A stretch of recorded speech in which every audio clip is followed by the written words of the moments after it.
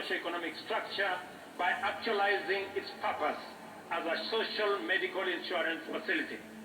Secondly, we are committed to deliver universal health coverage that enables every Kenyan attain dignified health care at the minimum cost of subscription fee.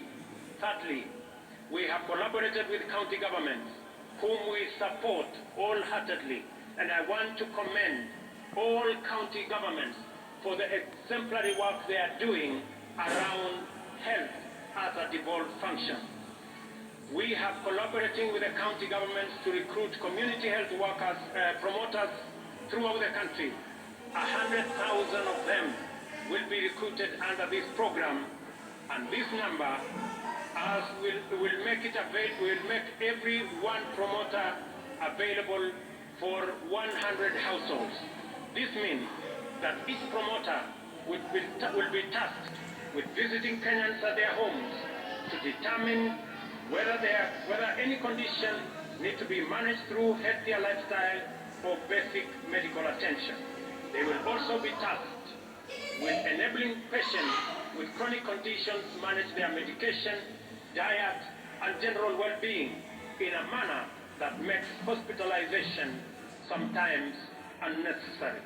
Finally, the promoters will facilitate early detection of conditions for referral to comprehensive attention in the spirit of effective healthcare management. Ladies and gentlemen, the imperative of Madaraka mandates us to build a strong, democratic, prosperous nation through the successful pursuit of high productivity and competitiveness. Industrialization and technology innovation is one such movement. All these things require people who are all empowered with knowledge, skills, and understanding, not only to effectively participate as informed citizens over democracy, but also to pursue meaningful livelihoods and perform their share of economic production, and even go further and imagine, create, and build the Kenya of our future. Education, therefore, matters for our freedom and self-reliance, and is the enabler and optimizer of every other undertaking. We have taken all possible measures and pursued every available option to actualize our vision to make education at all levels accessible, affordable, and inclusive, and removed social and economic barriers to the attainment of the highest education by all Kenyans. Beyond subsidizing primary and secondary education in all our public primary and day secondary schools, we have reimagined higher education financing to deliver equity and broader access to all Kenyans, with special attention to enabling the most vulnerable learners to realize their right to education. We have also employed 35,000 teachers in a historic and unprecedented drive to improve the national teacher-pupil ratio and enhance performance. Additionally, we are designing the competence-based education curriculum to make it responsive to our education needs at the point of our social, cultural, and economic development. Finally, the National Open University will obtain its charter in the course of this month, and as we speak, courses are being uploaded for commissioning, and later this year, Kenyans will have the opportunity to go to university from the comfort of their homes online. Wow.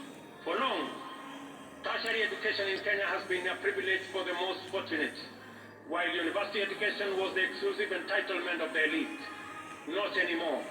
A month ago, I unveiled a new funding model for higher education that will make the universities and technical training fully inclusive, financially robust, and capable of competing with their peers globally, while contributing to our national socio-economic transformation through innovation, research, and development.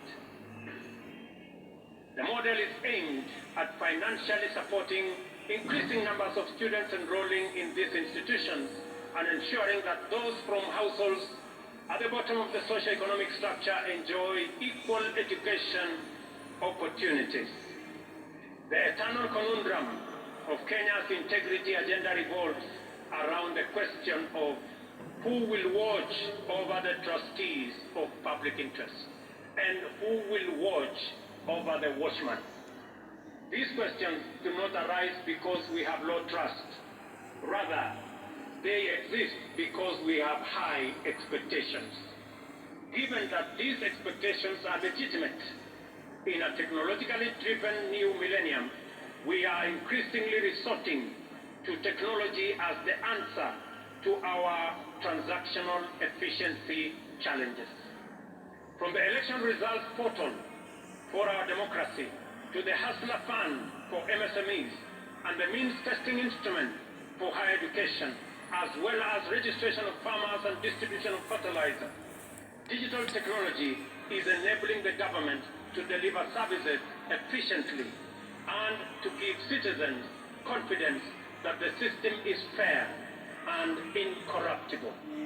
We must therefore take a moment today to celebrate technology in general, and in particular, Kenyan fintech and other innovations that are making it possible for us to serve Kenyans to the best possible standard. I remind all Kenyans who work in technology and everyone who uses technology that our forefathers fought with basic technology against a technologically superior superpower and won our freedom. We have a duty to deploy the best innovations and technologies to make Kenya efficient, competitive, and prosperous. I am persuaded that technology holds the key to improving efficiency, enabling inclusion, promoting transparency and integrity, deepening trust, and strengthening public confidence in government service provision. This is the reason why we are digitizing government information and taking public services online. On this day, I invite all Kenyans to embrace the new era of e-governance, which empowers people everywhere, including the majority at the bottom of the economic structure, to access government services at their convenience through their mobile devices. Since the advent of e-citizen, government gradually increased the number of services available on the platform from 391. The rate of increase of onboarded services is now shifting to a new radical trajectory. Today, 3,770 services have been onboarded and fully operational. Another 3,000 are on course to being completed. We expect 5,000 services to be online by the end of this month. Our ambition is to offer every government service on e-citizen platform by the end of this year. Finally, as we contemplate all the achievements we are celebrating today, let us reflect on the noble motivations and visions which inspired our heroic freedom fighters to make such immense sacrifices for the sake of freedom, not just for themselves, but also for the rest of their people who were not willing or able to join the struggle. Why did these heroes embrace such profound risk and danger in pursuit of a benefit that everyone else would enjoy? The answer must not only define our attitudes to public service, but it must also shape our understanding of the reasons and values that underlie collective undertakings and social policies. For our freedom fighters, a country in which anyone was unfree and oppressed was not worth living in. We have a duty to translate these truths into our political, social, and economic affairs. Our collectivist spirit that anchors competitive individual enterprise encapsulates this magnificent ethos. We owe each other certain duties as members of a community that we call a nation. Whenever we can do anything to make another person's life better, at no or little cost to ourselves, we have a solemn obligation to proceed and do it. There is a fundamental level at which we are morally obligated to think about our duties to the unemployed youth, vulnerable communities struggling in slums, and other people at risk of exclusion. Their struggle for dignity as human beings appeals to our duty of moral consideration. Their complicated pursuit of livelihood can potentially complicate our stable prospects. No human is an island. In community lies power, and to unlock that power, we must attend to our values and perform our obligations. That is why freedom fighters consider the inherent morality of their cause to be sufficient reward. For example, those of us who are earning Kenya shillings 200,000 monthly will pay only 2,500 to build a fund that will help create millions of jobs for millions of our young people and bring a meal on the tables of many hustlers. This is a worthwhile contribution to make for the greater good of our nation, as indeed the freedom fighters who came before us did. As we continue to make progress in our pursuit of the transformation of our economy from the bottom going up, we must remain vigilant that no one is left behind and no resources are lost to waste and corruption. Public servants must ensure that public resources must be utilized solely and exclusively for purposes that serve the interests of all our people. I have made a personal commitment to use all instruments and authority at my disposal to curb waste and eliminate theft. I will not permit greed, lawlessness, or impunity.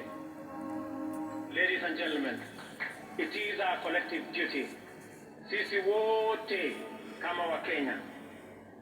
Mimi nimekuja hapa Embu katika sherehe hii ya muhimu ya Madaraka ili tukubaliane kama wananchi vile wale waliotutangulia bila ya kujali watapata nini walipigania uhuru wetu, damu yao ikamwagika, wengine wakauawa, lakini hawakurudi nyuma, kwa sababu kama wangerudi nyuma leo tungekuwa watumwa wa wale walikuwa wametutawala.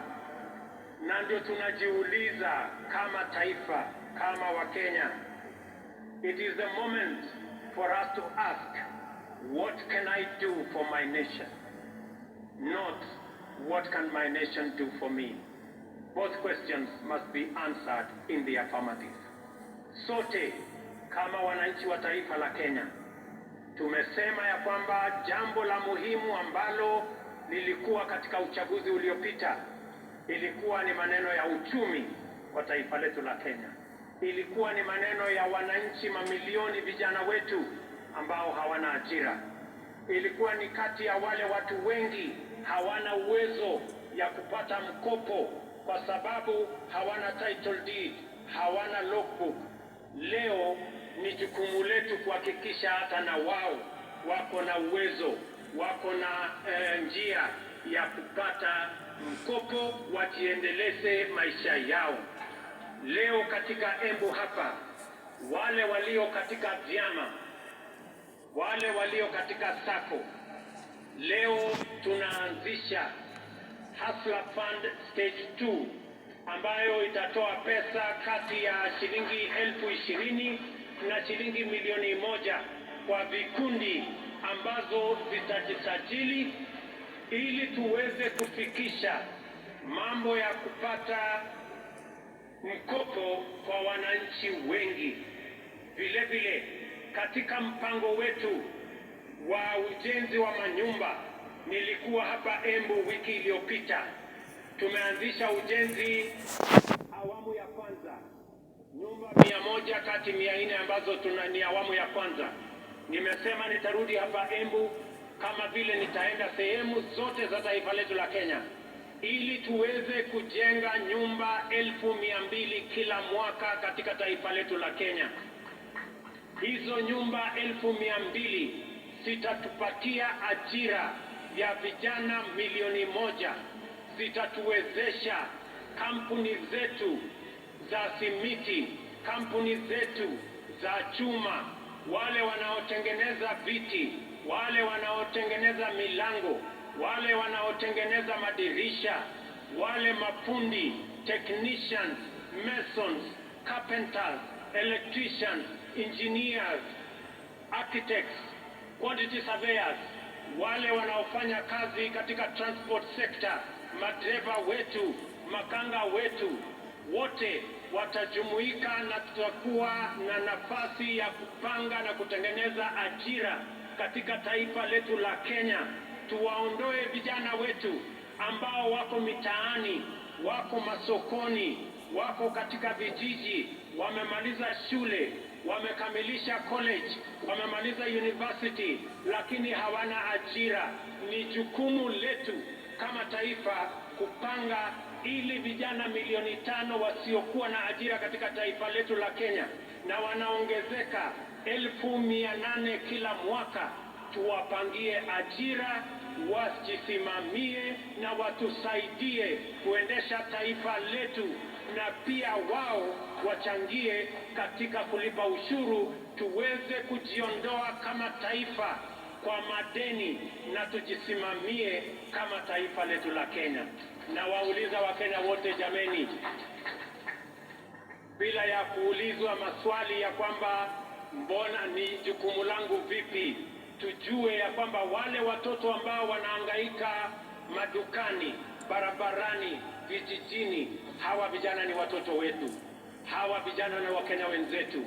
Tujiulize vile vile, wale Wakenya wanaishi katika vitongoji duni, zaidi ya Wakenya 7 milioni. Jameni, tuwaokoe pia, hata na wao wanafaa kuwa na makao ya kutosha, makao ambayo inawapatia heshima, na ni jukumu letu sisi zote kama taifa moja, taifa la Kenya. Mimi nawashukuru sana. Mimi nimefurahi kwamba leo katika Kenya mjadala sio ya kabila hii na kabila ile. Mjadala ni moja, ni vipi tutahakikisha ya kwamba watoto wetu wanapata ajira. Mjadala ni vipi kampuni zetu za manufacturing zitaendelea mbele. Ni vipi tutakuwa na mpango wa kila Mkenya kupata mkopo. Ni vipi tutasaidia wakulima wetu watuzalishie chakula, tuondoe aibu ya njaa. That is the conversation of our lifetime, and that is a positive conversation in the Republic of Kenya. Mimi nawashukuru sana kwa kutukaribisha hapa Embu. Nimefurahi sana watu wa Embu. Nimesikia yale kiongozi wenu, wabunge wenu wameniambia kuhusu barabara zenu. Barabara ya kutoka kule Mashanga mpaka Piai nimesikia.